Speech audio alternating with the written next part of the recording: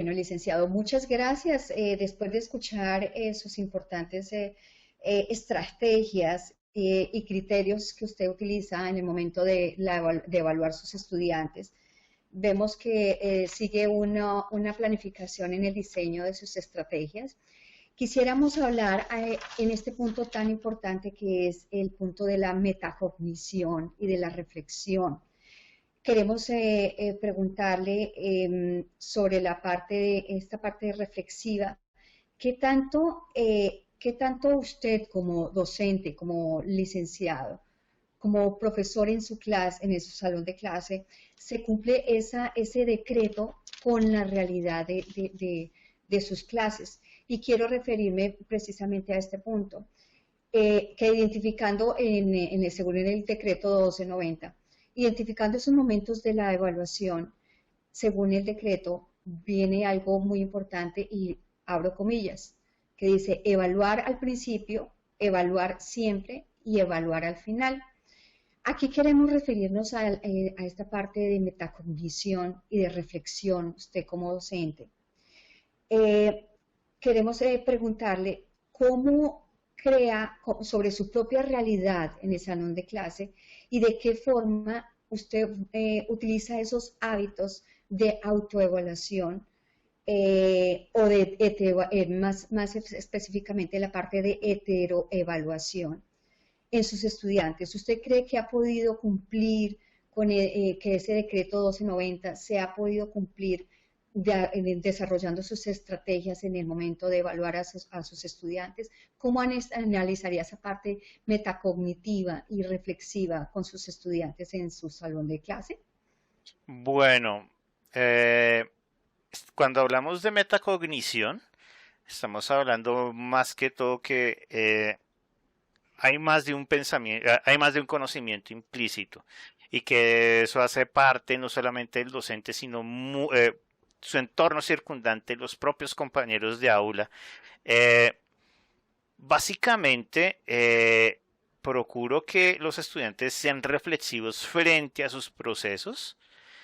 Eh, ¿Yo cómo abordo esto?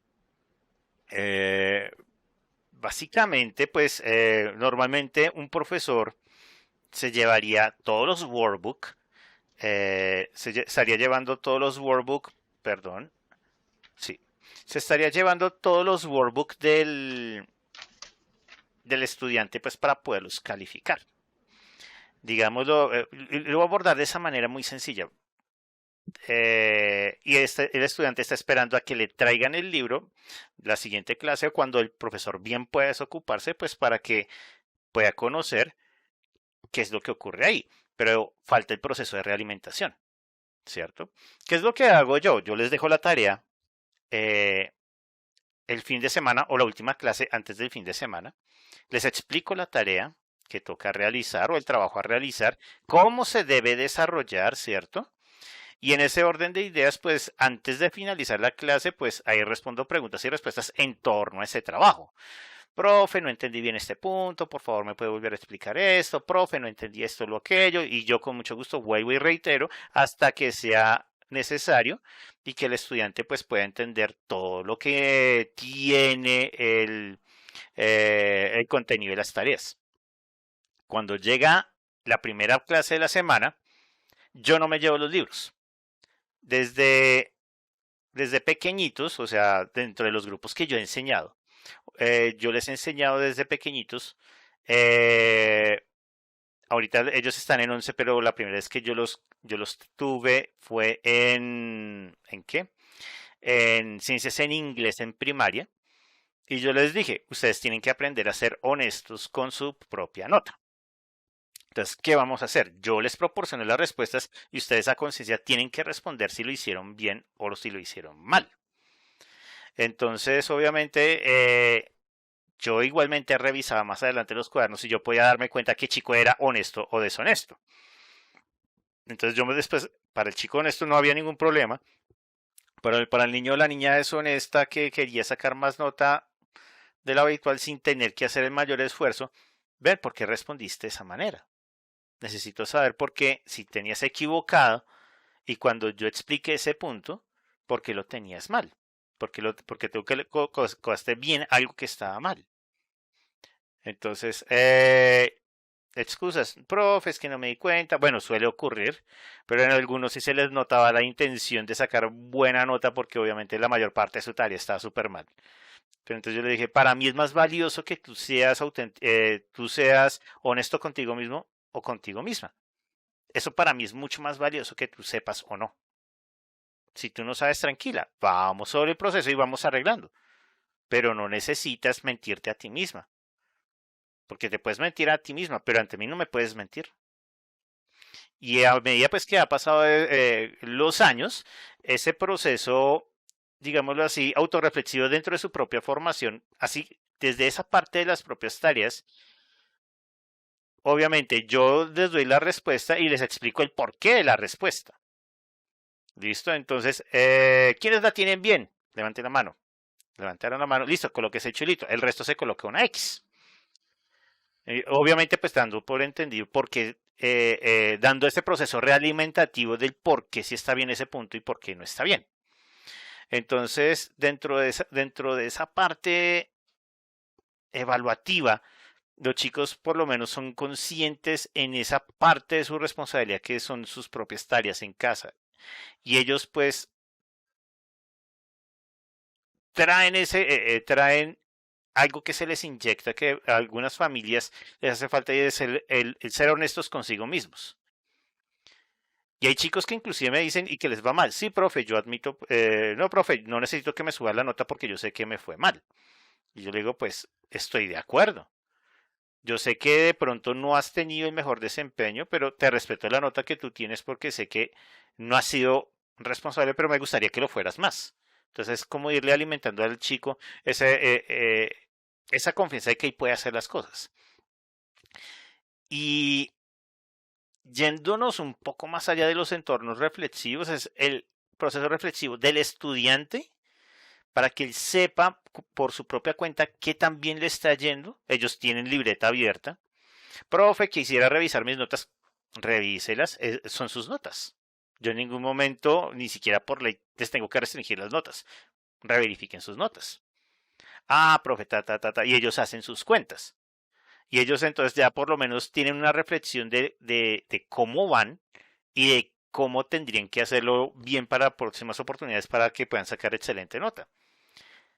Pero más allá de hecho, el cómo ellos están aprendiendo inglés. Ah, profe, yo resulté cuenta que si quería describir algo en orden, eh, debería haber utilizado pasado simple y no pasado progresivo porque no estaría utilizando bien esa estructura. Ah, bueno, entonces, ¿en qué momentos utilizamos pasado progresivo frente a pasado simple? Ah, profe, si mal no me acuerdo, pasado simple son eventos generales en el pasado, pero el pasado progresivo es un evento específico en el pasado que arrancó y que continuó hasta que terminó. Entonces, listo, frente a esa descripción, ¿qué estás realizando? ¿Algo que es avanza durante el tiempo o fue algo que inició y terminó? No, profe, fue algo que inició y terminó. Entonces, pasado simple, profe. Perfecto, ahí la tienes. Continúa. Entonces, el asunto acá no es enseñarle las formas, sino enseñarle a cómo tiene que utilizar el lenguaje de acuerdo a una situación determinada. Porque, ¿por qué? Porque muchas veces nosotros como profesores de inglés fallamos en el asunto de cómo el estudiante debe utilizar el lenguaje frente a una situación característica. Y es en los proyectos donde se nota más ese proceso de reflexión. Porque si ellos quieren hablar de su localidad, por ejemplo, yo les comento, niñas, yo trabajo en la localidad de Bosa. El colegio donde yo estoy trabajando queda en la localidad de Bosa. Sin embargo, los chicos le meten la ficha, perdón la expresión, se comprometen inclusive muchísimo en la elaboración de sus proyectos y quedan unos proyectos muy bonitos, con un entorno comunicativo bastante bueno, pero es que ellos tuvieron que pasar por el proceso de, bueno, ¿qué vamos a exponer y cómo vamos a empezar a exponer? ¿O qué lugares vamos a elegir para la exposición? ¿O qué situación se nos presenta para exponerlo de acuerdo a esos contenidos? Entonces, de acuerdo a eso, ellos también generan su propio pensamiento frente a lo que ellos van a hacer. Y ellos me lo presentan. Profe, queremos presentarle esto de parte del proyecto, ¿será que esto nos sirve? ¿Será que esto no nos sirve? Y yo los voy guiando, orientando.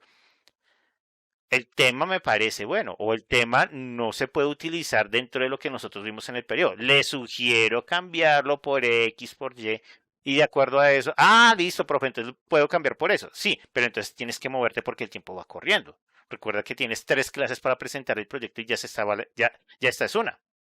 Entonces, los chicos tienen que, más allá de que les entreguen una hoja a calificar, porque ellos no se sienten cómodos con una hoja a calificar. Ellos se sienten bien, es más que todo, el profesor me enseñó esto, o Mr. Rodríguez me enseñó esto, entonces con eso yo voy a comunicar algo. Entonces, ¿qué es ese algo que voy a comunicar? Y es por eso que ellos se sientan después en los grupos a preparar sus proyectos. Bueno, hay unas temáticas. ¿Con qué nos sentimos cómodos para poder producir? Y de acuerdo a eso comiencen a trabajar y de acuerdo a ello y hasta en el proceso final, tú en la parte actitudinal, ¿cuánto te mereces? Me merezco tal, X y Y, por lo que yo ya había mencionado. Bueno, licenciado, muchas gracias. Definitivamente esta parte de metacognición y de reflexión es un proceso de autocrítica que permite la reflexión sobre el análisis de su propia realidad como estudiantes y de qué forma estos hábitos de autoevaluación se ven reflejados a partir de esta metacognición. Vemos que Ujú. sí, definitivamente se cumple, según su experiencia, se cumple esa metacognición con el decreto 1290 en sus clases. Definitivamente lo vemos a través de su importante explicación. Licenciado, muchas gracias. Vamos con la última pregunta que